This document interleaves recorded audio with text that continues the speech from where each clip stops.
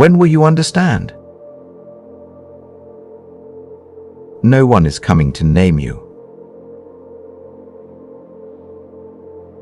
Then how will I know? How do I move if I might fall apart? When you finally accept responsibility for what you are and what you could be. And if I fail? And if you fail, good, now you're finally in the arena. You are a man. Being a man is not about noise, dominance, or attention. It's about responsibility, direction, and restraint.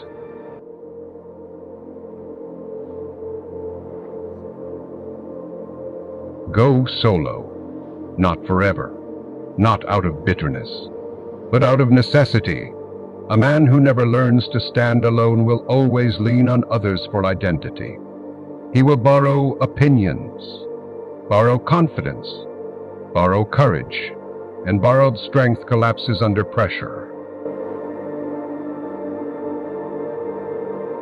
Solitude teaches you who you are when no one is watching. It strips away performance. It forces honesty. Many men avoid being alone because they are afraid of their own thoughts. But the man who can sit quietly becomes dangerous in the best way, because he is not easily influenced. While others chase validation, he sharpens himself.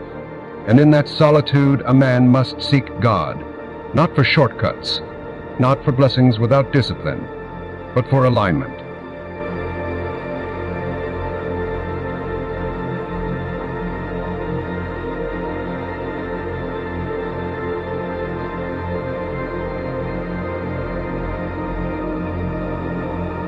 A man without God eventually worships something weaker: pleasure, ego, approval, or comfort, and none of those can carry the weight of a life.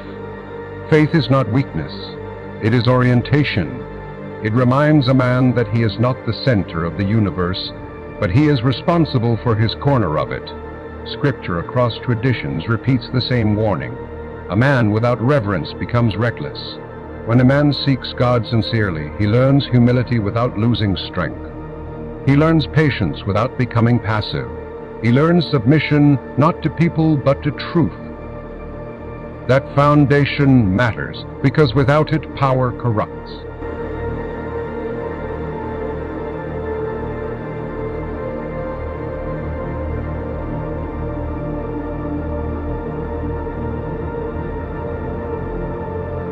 Be educated, not just formally, not just academically, educated in how the world works, educated in history, money, human nature, psychology, and consequence.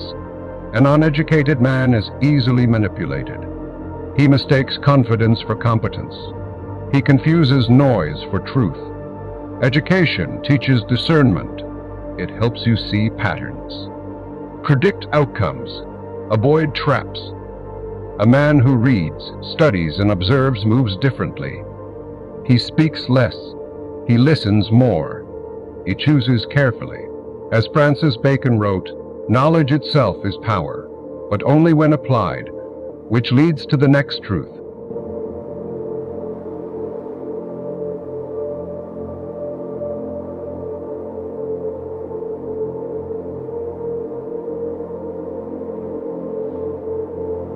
Get money, not for arrogance, not for status, but for freedom. A man who cannot provide is not evil, but he is vulnerable. And vulnerability invites compromise. Money is not the goal. Money is the tool. It buys time, options, safety. It allows you to say no when others cannot. It allows you to protect instead of beg. A man chasing purpose but avoiding financial discipline is romanticizing struggle. Struggle teaches lessons, but poverty teaches limits. Earn honestly, spend wisely, invest patiently. Money managed well does not corrupt it, stabilizes. Then comes something most men misunderstand: dress well. This is not vanity, this is respect. How you present yourself signals how seriously you take your life. A man who dresses with intention tells the world and himself that he is ordered. that he is prepared, that he respects the environments he enters. Clean, simple, fitted, intentional. You don't dress to impress strangers. You dress to remind yourself that standards matter. As Leonardo da Vinci believed, details make perfection, and perfection is not a detail. Appearance is a detail, but it reflects internal discipline. Now, hear this carefully. Stay humble. Humility is not weakness. It is accuracy. A humble man knows how much he doesn't know. He respects experience. He listens before reacting. Arrogance blinds. Humility sharpens. The strongest men in history were not loud. They were steady. They did not announce themselves. Their work spoke. Humility keeps you learning. It keeps you improving. It keeps you from self-destruction. A man who believes he has arrived has already begun to decay. Balance is the mark of maturity. Go solo, but don't isolate forever. Seek God, but don't abandon responsibility. Get educated, but don't become theoretical. Get money, but don't worship it. Dress well, but don't become vain. Stay humble, but don't shrink. This is the tension of manhood. And tension is not a flaw. It is what builds strength. A man is not defined by comfort. He is defined by how he carries weight. You are a man. That means no one is coming to save you, but it also means you are capable of becoming someone worth trusting. Strong in silence, grounded in faith, sharp in mind, stable in resources, orderly in presence, humble in spirit. This is not a trend, not a persona, not an online identity. This is a lifelong discipline, and it begins with one decision: to take yourself seriously. Because the world already knows what an undisciplined man looks like. What it lacks desperately is men who are built, not performative. You are a man. Act like one.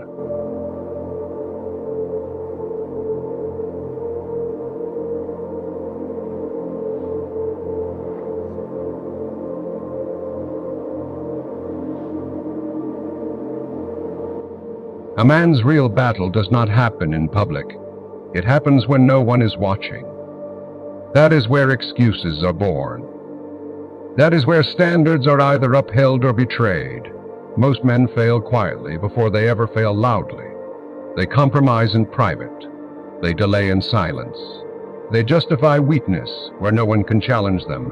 And over time, those private compromises become public consequences. A man must learn to fix himself before trying to fix the world. Blaming society, circumstances, family, or luck may feel relieving, but it builds nothing. Responsibility is heavy, but it is the only weight that strengthens. A man who cannot govern himself will always resent authority.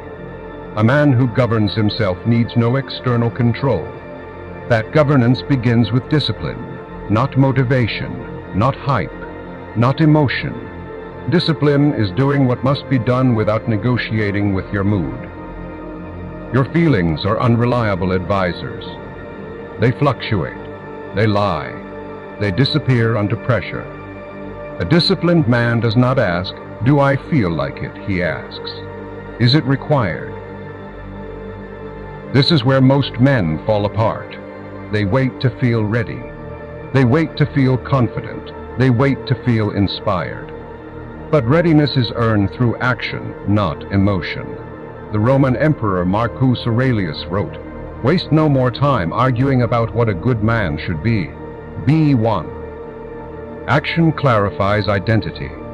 Not thinking, not planning, not dreaming, doing. A man becomes sharp by doing hard things repeatedly. Training when tired, working when bored, studying when distracted, praying when uncertain. These moments forge internal authority. And internal authority is what separates men from boys. A boy reacts. A man responds. A boy seeks comfort. A man seeks competence. A boy avoids discomfort. A man understands discomfort is temporary, but weakness is expensive.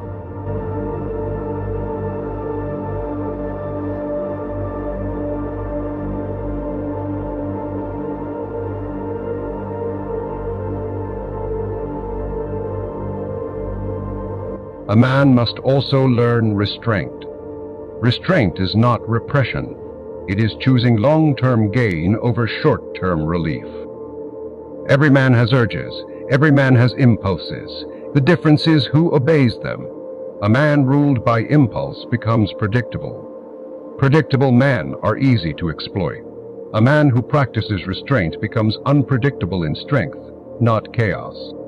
He is calm when others panic, focused when others scatter, steady when others collapse. Restraint builds trust. People trust men who do not overreact, who do not overindulge, who do not chase attention. Trust creates influence. Influence creates responsibility, and responsibility is the proving ground of manhood. A man who wants respect must first be reliable. Not impressive, not loud, not aggressive. Reliable. Show up when promised. Finish what you start. Carry what you commit to. These are unglamorous traits, but they separate men who matter from men who talk. Education continues here not just of the mind, but of character. A man must study his own patterns, where he procrastinates, where he avoids conflict, where he escapes into distraction. Self-awareness without action is self-indulgence. Action without awareness is recklessness. A man needs both. Faith supports this process, not as a shield from responsibility, but as a mirror. Faith reminds a man he is accountable beyond convenience, that his choices echo, that his actions matter. Scripture across centuries warns the same thing. A man who lacks self-control cannot be entrusted with power. Power without discipline destroys. That is why humility must remain constant, not the humility of self-hatred, but the humility of accuracy. Knowing your strengths without exaggeration, knowing your flaws without excuses. A humble man learns quickly. An arrogant man repeats mistakes. Humility keeps a man teachable, and a teachable man keeps improving. Money, status, appearance, none of these excuse poor character. In fact, they expose it faster. A man who gains resources without discipline becomes dangerous to himself. That is why internal order must come first.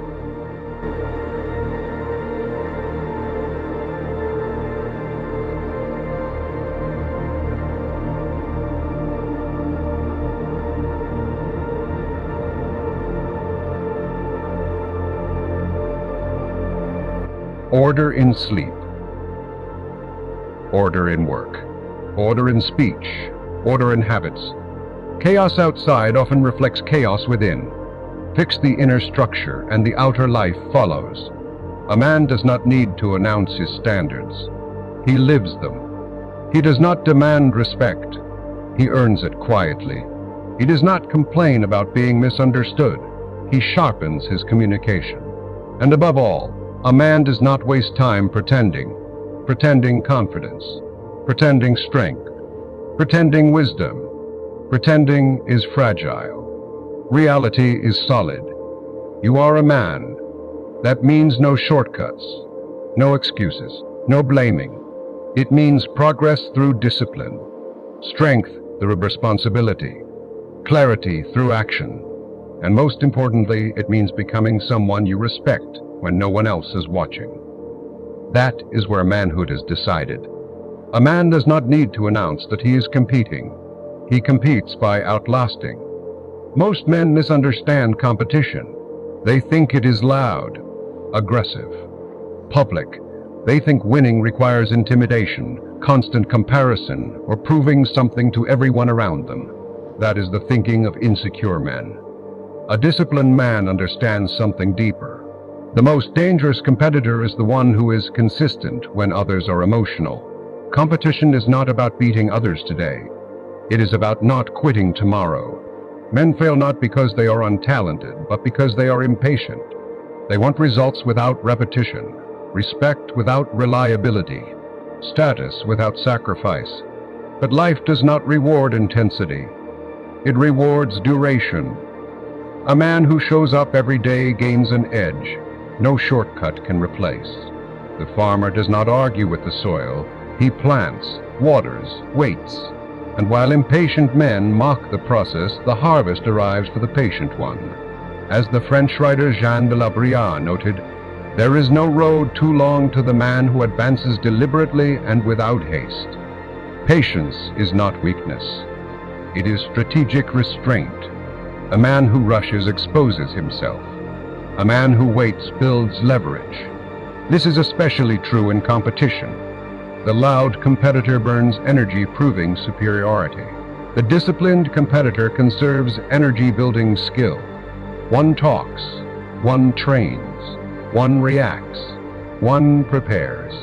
Over time, the gap becomes irreversible. A man must also understand timing. Not every battle is worth fighting. Not every opinion deserves a response. Not every opportunity is aligned with your mission. Men who argue constantly are rarely building anything meaningful. Silence, when paired with progress, becomes intimidating. People notice results before they notice effort. That is why a man should move quietly. Let your habits speak. Let your discipline announce you. Competition is not personal, it is structural. You win by building systems others refuse to maintain. Waking early, training regularly, studying consistently, managing money patiently, living within standards daily. These are boring advantages. And that is why most men never develop them. They chase novelty, but novelty fades. Consistency compounds. A man who compounds effort becomes inevitable. There is also a deeper truth most men avoid. Competition is not primarily external, it is internal. The man you were yesterday is your real rival. If you cannot outperform your past habits, no external victory will satisfy you. Men who constantly compare themselves to others are often avoiding responsibility for their own stagnation. Comparison distracts. Improvement focuses. A man must ask himself honest questions. Am I sharper than last year? More disciplined? More reliable? More capable? If the answer is no, excuses do not matter. A man corrects course. This is where humility protects progress. Arrogance tells a man he is already good enough. Humility reminds him there is always refinement ahead. The Renaissance thinker Michel de Montaigne wrote, "The greatest thing in the world is to know how to belong to oneself."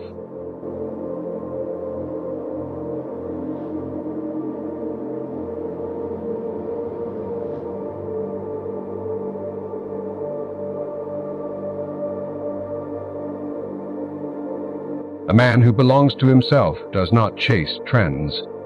He sets his pace. He does not rush success. He prepares for responsibility. He understands that power gains too early destroys men who lack structure. That is why patience is not delay. It is preparation. A man also learns to endure boredom. Boredom is where weak discipline collapses. Training is boring. Studying is boring. Building is boring. But boredom is the price of mastery. Men who need constant excitement rarely achieve anything substantial. They burn hot and fade fast. A man who tolerates monotony gains uncommon leverage. He does what others won't long enough that others can't compete. This is the quiet advantage. No drama, no spectacle, just work, day after day. Competition also demands emotional control. A man who reacts emotionally gives his opponent information. Anger clouds judgment. Ego invites mistakes. Calm men think clearly under pressure. Clear thinking wins more battles than aggression ever will. This applies to business, fitness, relationships, and leadership. A man who stays composed while others lose control gains authority without force. Authority earned this way lasts. Authority demanded never does. And through all of this, a man stays grounded in faith. Faith prevents competition from turning into obsession. It reminds a man that success is stewardship, not ownership. That winning is meaningless if it corrupts character. That progress without integrity is failure delayed. Fate steadies ambition. It gives perspective. It keeps a man from sacrificing his soul for temporary dominance. A man who seeks God does not envy easily. He understands timing is not random. He does not panic when others advance faster. He trusts the process shaping him. And that trust creates patience. Others cannot fake. In the end, the strongest competitor is not the loudest man in the room. It is the man who shows up when no one is watching, improves quietly, controls his emotions, refines his habits, waits for the right moment, and acts decisively when it arrives. That man does not need to announce himself. Time introduces him. You are a man. That means you do not rush greatness. You build toward it. You do not chase attention. You chase excellence. You do not fear competition. You become it slowly, patiently, relentlessly. And when others finally notice you, it will already be too late for them to catch up. A man is measured by what he can control, not others, not outcomes, himself. Most men fail not because life overwhelms them, but because they never learned restraint. They speak too quickly, react too emotionally, commit too loosely, indulge too freely. And then they wonder why nothing solid forms in their life. Self-mastery is not glamorous. It does not attract applause. It does not go viral. But it is the foundation beneath every form of respect. A man who cannot control his mouth, his temper, or his habits cannot be trusted with responsibility. Control does not mean suppression. It means choice. A man with self-mastery feels anger but does not obey it, feels desire but does not surrender to it, feels fear but does not let it decide his actions. This is strength. The ancient historian Plutarch wrote, "The strongest man is he who is master of himself." That mastery is built daily, through small refusals, small commitments kept, small disciplines honored. A man who trains his restraint in small things can be trusted with large ones. Self-mastery also shapes how a man leads. True leadership is not command, it is example. Men do not follow words, they follow consistency. A man who lives ordered creates calm around him. He does not escalate chaos, he absorbs it. In stressful situations, people look for the man who remains steady, not the loudest voice, not the most aggressive presence. The calm one. Calmness under pressure is authority without force. This is why disciplined men rise naturally into leadership. They do not demand it, they are recognized. A man who governs himself becomes a stabilizing force in family, in work, in community. Others relax around him because he is predictable in principle, not emotional, not reactive, reliable. This reliability builds trust faster than charisma ever will. Self-mastery also requires humility. A man who believes he has mastered himself has already stopped improving. Growth requires honesty. Honesty about weaknesses. Honesty about temptations. Honesty about blind spots. A man does not hide his flaws from himself. He addresses them. Correction is not self-hatred. It is self-respect.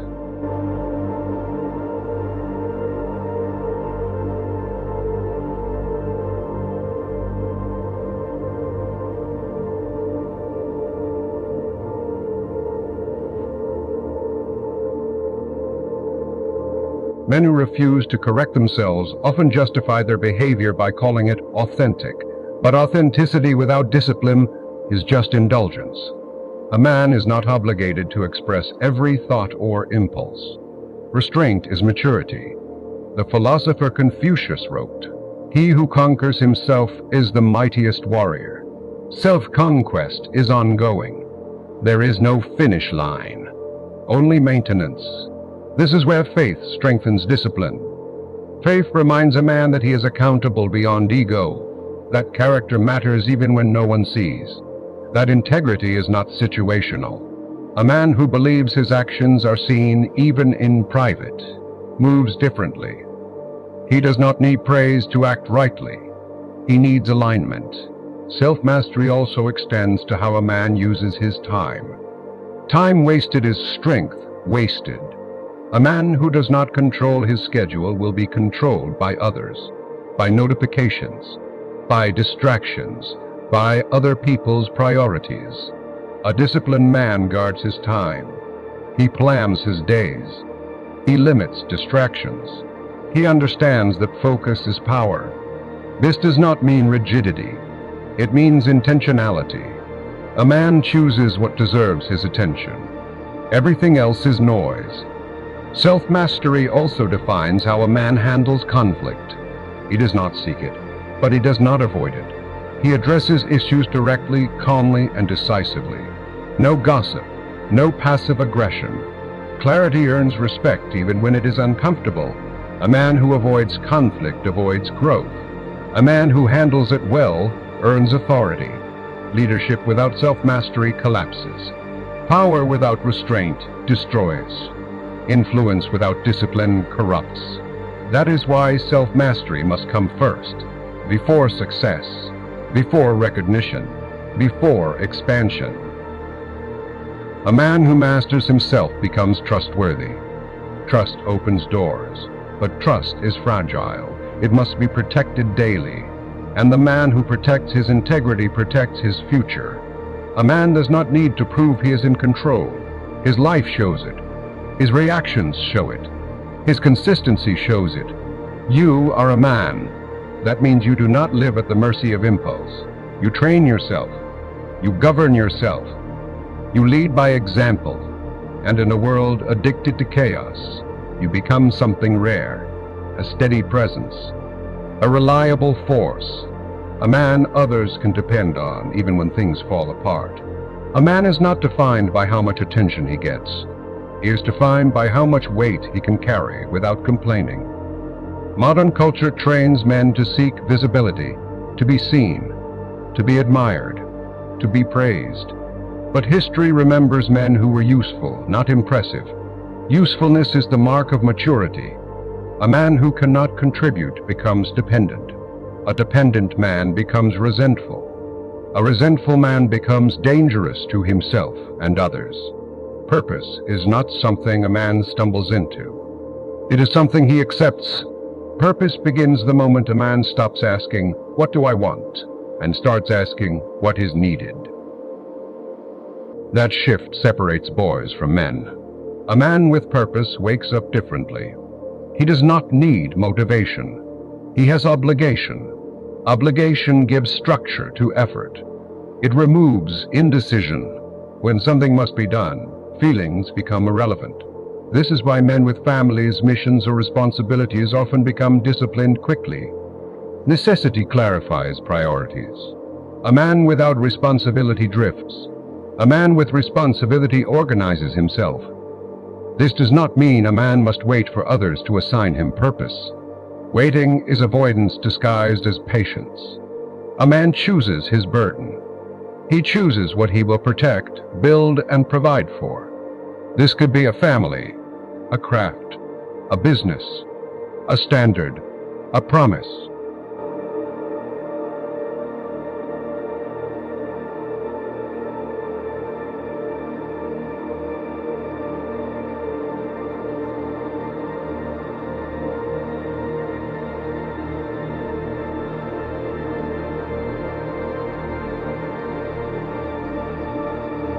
Purpose does not need to be glamorous, it needs to be real. The philosopher Viktor Frankl wrote, "Those who have a why to live can bear almost any how." A man who has a why endures discomfort without resentment. He does not need life to be easy. He needs it to be meaningful. Provision is a natural extension of purpose. A man provides not to dominate, but to stabilize. Provision is not just financial, it is emotional steadiness, physical protection, moral leadership. A man who cannot regulate himself cannot provide stability. A man who wastes what he has given disqualifies himself from more. This applies to money, to talent, to influence, to leadership. Purpose also demands courage, not reckless courage, but steady resolve. A man must sometimes make unpopular decisions. Stand alone. Say no. Hold the line. Courage is not the absence of fear. It is action despite it. A man who avoids discomfort to remain liked loses respect, especially his own. Purpose gives him something worth standing for. A man without purpose seeks pleasure. A man with purpose seeks progress. Pleasure fades. Progress compounds. This is why purpose outlasts motivation. Motivation fluctuates. Purpose anchors. You are a man. That means you do not measure your life by attention. You measure it by contribution. You choose a burden worth carrying. You become competent enough to carry it. You sacrifice comfort to build stability. And you accept responsibility not because it is easy, but because you are capable. That is what makes a man valuable. Not what he demands, but what he can be counted on to deliver.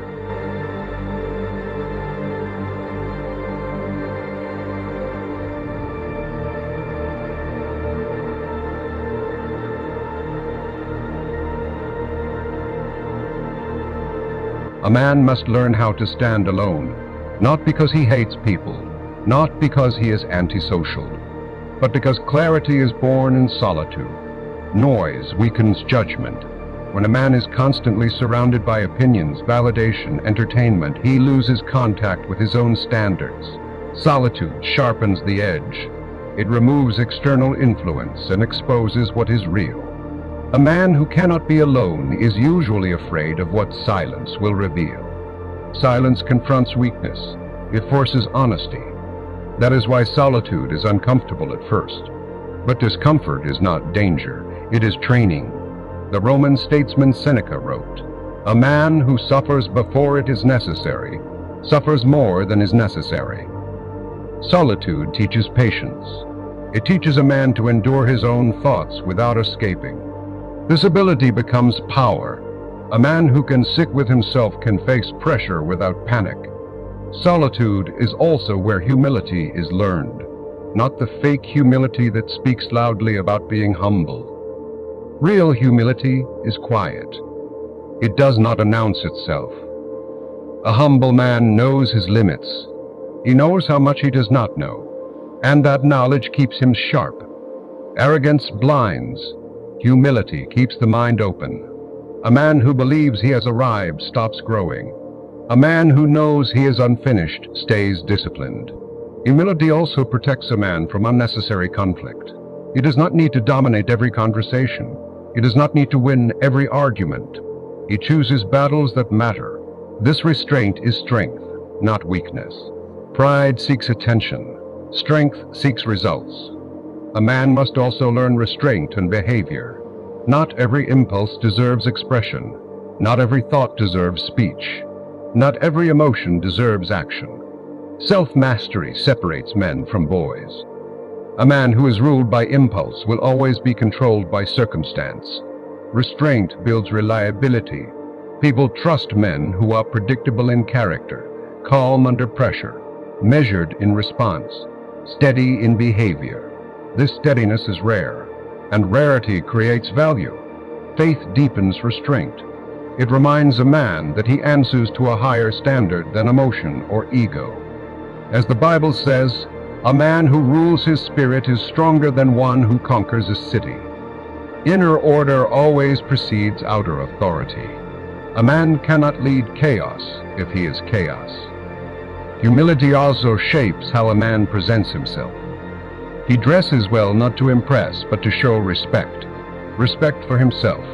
Respect for others. Appearance is not vanity when it reflects discipline. Clean. Fitted. Intentional. A man who cannot manage his appearance often struggles to manage his habits. Small disciplines reveal larger ones. A man who ignores the small details eventually loses control of the big ones. Humility keeps success from corrupting him. If money comes, he does not boast.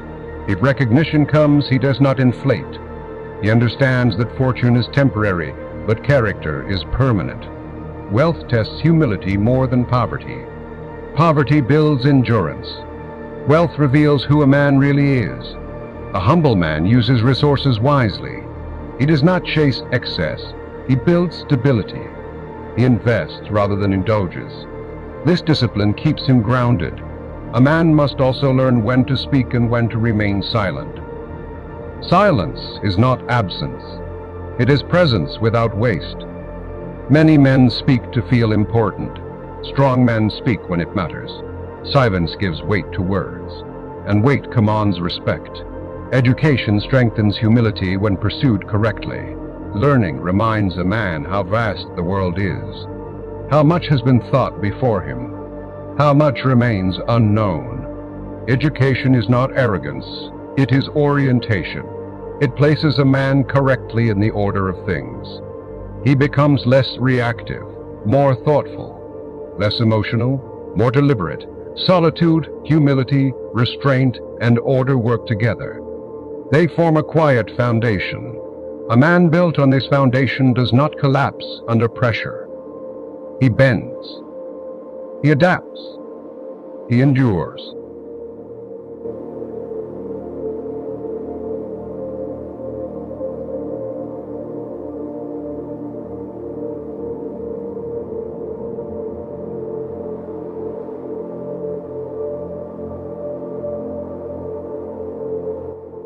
You are a man. That means you are not defined by noise. You do not need to be loud to be strong. You do not need to dominate to be respected. You do not need approval to move forward. You cultivate silence. You practice restraint. You carry humility without insecurity. And you build inner order so that when life applies pressure, you do not break. You hold. A man eventually realizes something uncomfortable. Life is not only about him. This realization marks the shift from self-centered strength to responsible strength. A boy asks, "What do I want?" A man asks, "What depends on me?" Responsibility is the weight that gives strength meaning. Without responsibility, power becomes reckless. Talent becomes wasted.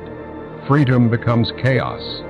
A man is measured by what he is willing to carry, not what he avoids, not what he escapes, but what he escapes as his duty.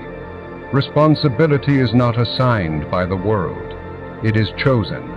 A man chooses to be accountable for his actions, for his words, for his outcomes. Excuses dissolve when responsibility is embraced. Blame disappears. Complaints lose their grip. A man who takes responsibility gains authority over his life. Authority does not come from position. It comes from reliability. People follow the man who shows up consistently, who keeps his word, who does not disappear when things get hard. Leadership is not loud. It does not announce itself. True leadership is noticed after the fact when things are steady, functional, and moving forward. A man becomes a reference point without trying. Others begin to measure themselves against him, not because he demands it, but because his standards are visible.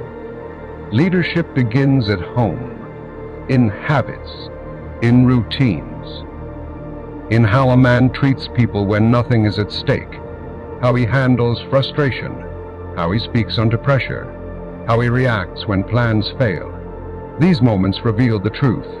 A man cannot fake leadership for long. Character always surfaces.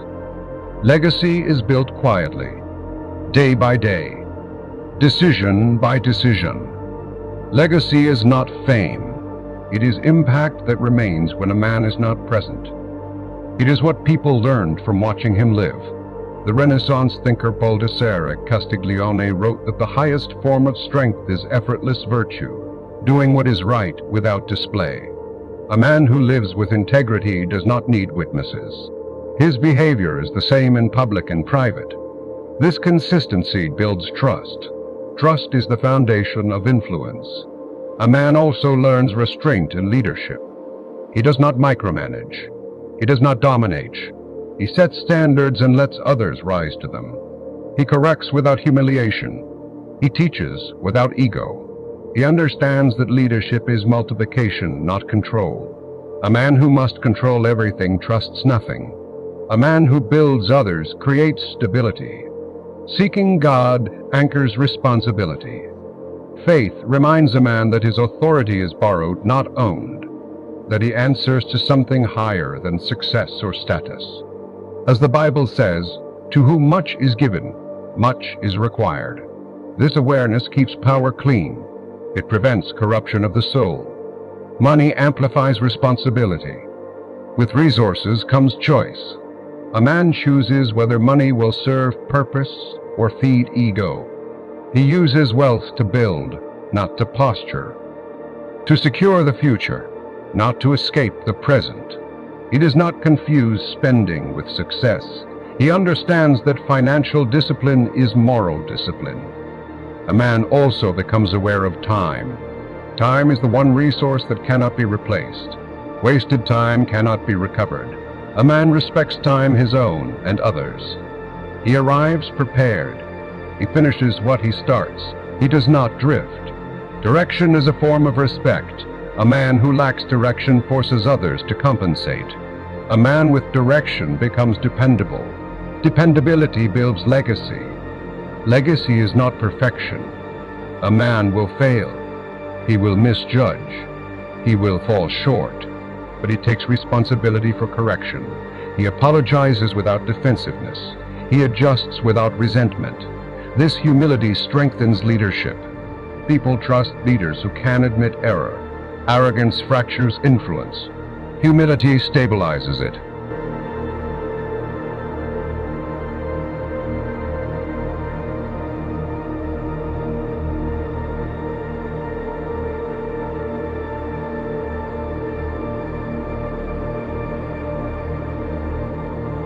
A man also understands that not everyone will follow him, and that is fine.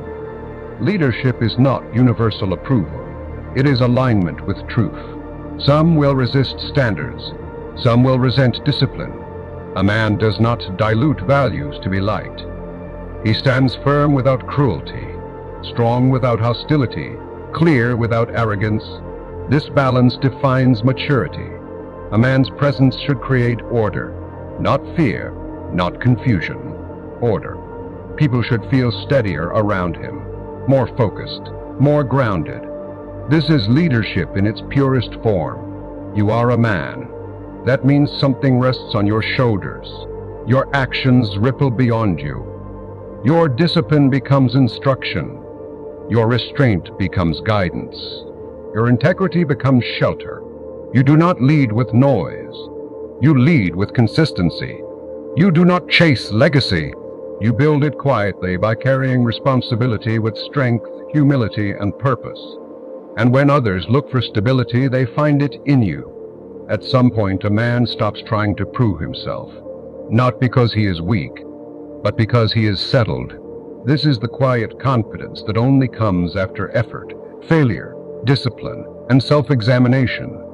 A man who knows who he is does not need constant validation.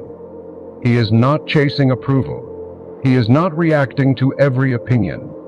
He has direction. Direction silences insecurity. A man learns to stand alone, not isolated, but independent.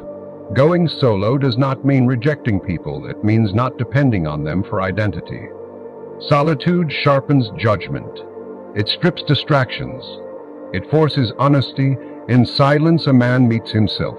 Many avoid solitude because it exposes weaknesses. A man enters it to correct them. Seeking God gives that solitude meaning. Faith is not an escape from responsibility. It is alignment with it. A man who seeks God understands limits his own and the world's. He learns reverence. He learns patience. He learns that strength without wisdom becomes destruction. As the Bible says, wisdom is the principal thing. Therefore, get wisdom.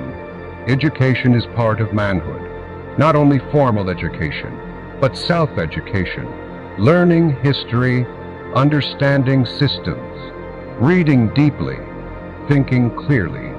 A man who refuses to learn will always be managed by those who did. Ignorance is expensive. Knowledge compounds. A man studies not to feel superior, but to act precisely. Money enters next not as obsession, but as responsibility. A man gets money because poverty restricts choices, not because money defines him. He understands that provision is part of leadership. A man who cannot sustain himself becomes a burden to others. Financial discipline is self-respect in numbers. He budgets. He invests. He delays gratification, not to look rich, but to remain free. A man also learns presentation matters. He dresses well, not for vanity, but for respect toward himself and the environment he enters. How a man carries himself signals how he takes life. Clean, sharp, intentional, not flashy, not careless. Appearance does not replace character, but it reflects discipline. Yet through all of this, a man stays humble. Humility is not weakness, it is clarity. A humble man knows he is replaceable and acts accordingly. He listens, he learns, he does not assume he has arrived.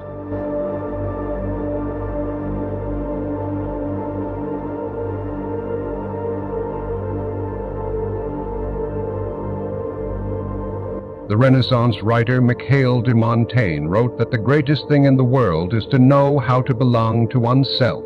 Humility keeps a man grounded in that truth. A man also accepts that life will never be perfectly balanced. There will be seasons of work, seasons of sacrifice, seasons of silence. He does not resent these phases. He adapts. Adaptability is strength without rigidity. A man fixes himself daily, not obsessively, but intentionally. He audits his habits, his thoughts, his reactions. He removes what weakens him. He reinforces what strengthens him. This is not self-hatred. This is stewardship. A man understands that no one is coming to save him, and instead of despair, this brings peace, because it means his life is in his hands, under God, under discipline, under action. He does not beg life for mercy. He earns progress through effort. He believes, but he also works. Belief without action is fantasy. Action without belief is burnout. A man balances both. He stops talking excessively. Results speak. Silence sharpens focus. A man lets others talk about potential. He builds proof. And finally, a man reaches a place where he does not rush. He moves deliberately. He does not envy faster men. He respects the process. He knows his path is his responsibility. This is manhood. Not loud, not aggressive, not performative, but stable, capable, grounded. You are a man. That means you build yourself before you build anything else. You seek God. You stand alone when necessary. You learn relentlessly. You earn money responsibly. You present yourself with dignity. You stay humble. And you keep fixing yourself quietly every single day. Not for applause, not for praise, but because this is what a man does.